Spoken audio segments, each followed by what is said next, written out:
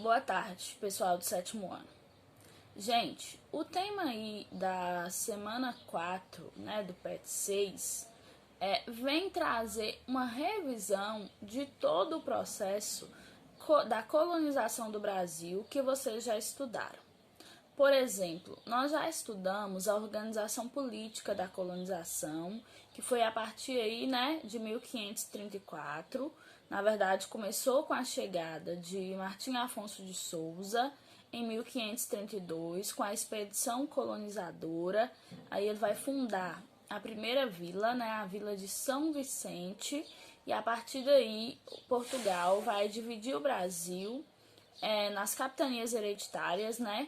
Vai doar essas capitanias aí para os nobres portugueses, e esses nobres portugueses, recebendo dois documentos, a carta de doação e o foral, eles vão ter autonomia para explorar a terra, mas tendo, né, que montar aí engenhos, né, engenhos de cana-de-açúcar, porque economicamente falando, Portugal ia desenvolver o sistema de colonização no Brasil através do plantio de cana-de-açúcar.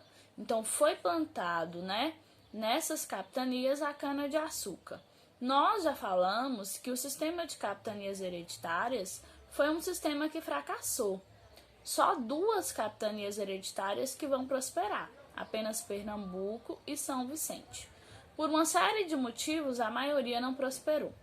Mas fato é que a colonização brasileira ela foi desenvolvida a partir de um tripé que nós falamos, que é a monocultura, que é o cultivo de um único produto, que é a produção em larga escala, né, de cana-de-açúcar, produção em grandes extensões de terra, latifúndio, e também a partir aí da mão de obra escrava, né? Nós já falamos aí nas nossas aulas que a mão de obra eram os escravos africanos que faziam. Começou com os indígenas, mas o trabalho que vai proliferar, que vai se desenvolver, vai ser a partir da escravidão africana. Isso por quê? Por causa que vai se estabelecer também, nesse mesmo momento aí da colonização, o tráfico de escravos, né? E o tráfico de escravos ele vai se mostrar altamente lucrativo. Então, por causa disso, a mão de obra predileta e a mão de obra que vai prevalecer nos engenhos de cana-de-açúcar vai ser a mão de obra do escravo africano. Nós também falamos da questão da criação dos governos gerais, porque, como eu disse, o sistema de capitanias fracassa, né? O objetivo das capitanias era gerar lucro e também proteger a terra das invasões estrangeiras, dos holandeses e outros países que queriam invadir. Como não deu certo, em 1549, Portugal vai criar o sistema de governo geral, né? Vão ter cerca de 53 governos gerais que vão governar o Brasil, com sede na Bahia, né, em Salvador. Os primeiros são Duarte da Costa, Mendes Sá, né, e Tomé de Souza. Os outros nós não temos todos os nomes. Fato é que eles vão dividir a administração em 3 cargos: capitão-mor, provedor-mor e ouvidor-mor.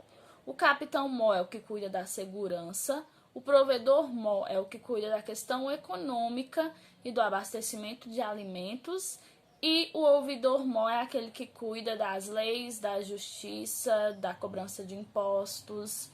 Então, é assim que Portugal vai desenvolver o sistema colonial brasileiro. Nós podemos destacar aí também, nesse sistema colonial, como nós já falamos, o momento em que Portugal vai expandir sua colonização através aí das chamadas entradas e bandeiras, né? Que tinham como sujeitos aí os bandeirantes paulistas. Nós vimos aí que Portugal era detentora apenas do litoral brasileiro, a partir do Tratado de Tordesilhas.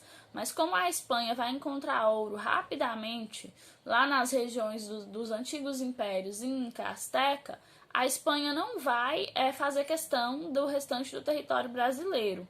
E aí no período da União Ibérica, né, que Portugal e Espanha vai ter o mesmo rei, que é Filipe II, rei da Espanha, as fronteiras elas vão se expandir, principalmente a partir aí da pecuária e das entradas e bandeiras.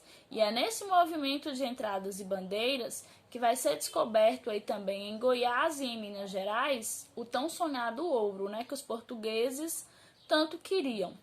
Nós também temos que destacar nesse período colonial, e nós também estudamos sobre a contribuição dos jesuítas, né?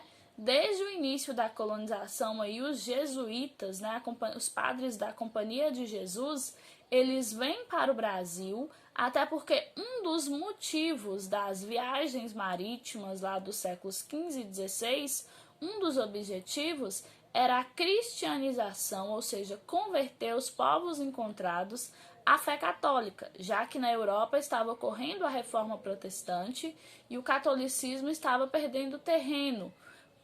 Portugal e Espanha eram dois reinos bastante católicos, inclusive a igreja vai apoiar o Tratado de Tordesilhas, que é a divisão das terras do Novo Mundo entre Portugal e Espanha, justamente porque Portugal e Espanha, junto com seus reis, se comprometeram a expandir a fé católica.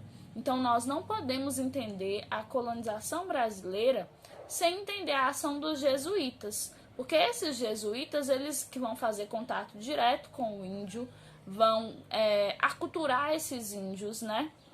Tem, por exemplo, o padre José de Anchieta, que ele vai criar um dialeto para aprender a se comunicar com esses povos indígenas. Então, talvez sem a ação dos jesuítas, o sistema colonial português não tivesse tido tanto êxito quanto teve.